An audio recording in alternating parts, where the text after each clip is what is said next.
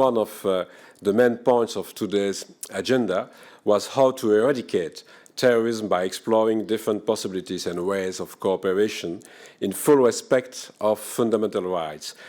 Tackling hate speech is an important element to counter extremism and intolerance. In the online world, we have been trying to identify how extremist groups incite to violence and hatred against people based solely on their ethnicity, religion, gender, and sexual orientation. In that context, the effective enforcement of the framework decision on racism and xenophobia is a priority for the Commission.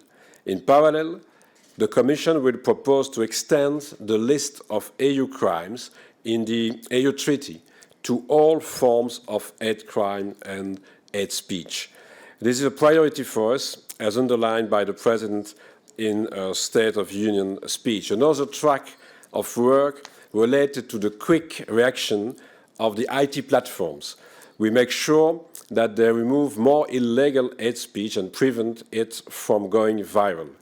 Our work with the IT industry under the Code of Conduct on countering illegal hate speech online has been very successful and will continue. But with the Digital Service Acts, we want also to look into the platform's liability and set out a comprehensive approach towards all forms of illegal content online. And also related to the topic of countering terrorism, I would like to welcome the Presidency report on the state of play regarding support for victims of terrorism, particularly in cross-border situations.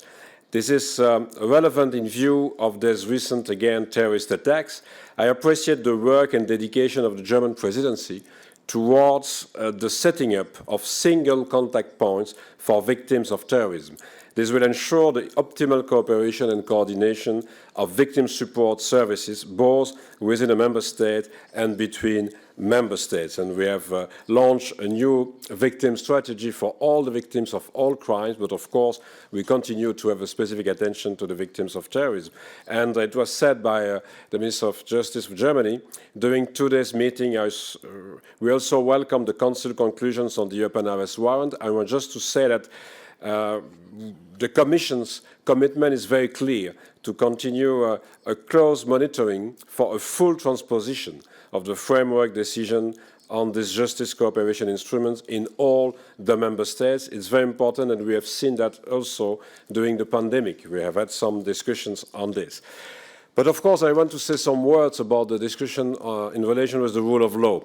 The Commission have published the first annual report on the rule of law at the end of September, and today it was the first discussion in the Justice Council. Of course, we have had in the past 2 months other kind of discussions in the Geneva Council.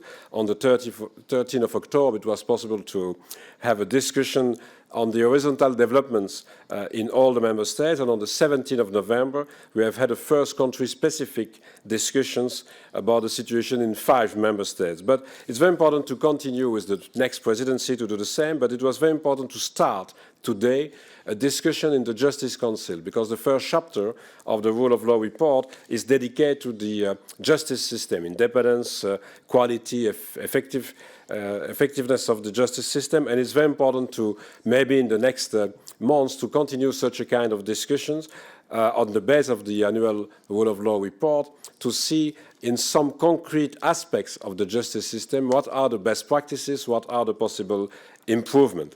And one of the most important improvements maybe in the justice system that we have seen also more and more during the pandemic is the necessity to invest in digital tools.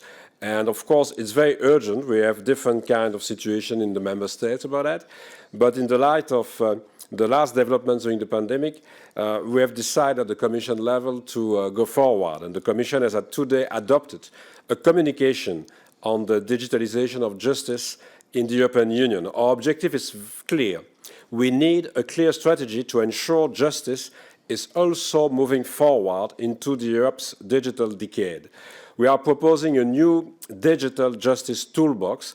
It includes a comprehensive framework of legislative, financial, and IT actions to support these digital transitions. Among others, we are now putting forward a legislative proposal for 2021 to make the EU cross-border civil and criminal judicial cooperation instruments digital by default. The existing IT tools we developed over the past decade are a good stepping stone for our future tools.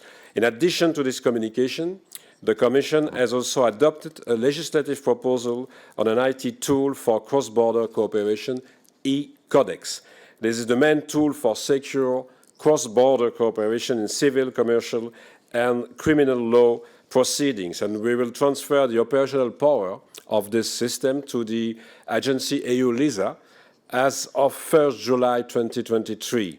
And today, the Commission is also presenting an in-depth fact-finding mapping which looks into the level of digitalization of justice throughout the European Union. Based on this significant work, we were able to establish a good baseline where the Member States stand with regard to the digitalization of justice.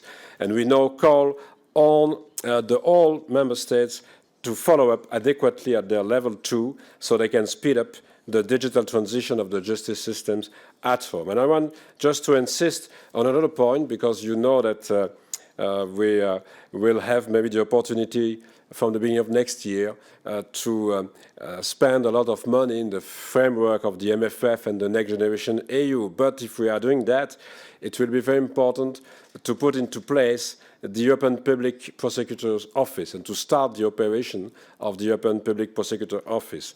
And I've made a state of play for the Minister of Justice about the situation. Progress has been made since the last Council in October.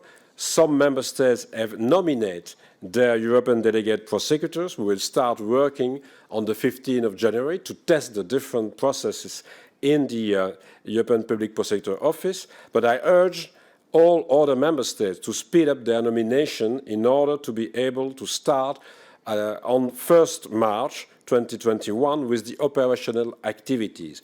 We cannot allow any further delays, especially in light of the forthcoming multi-annual financial framework and the Next Generation EU, I said at the beginning.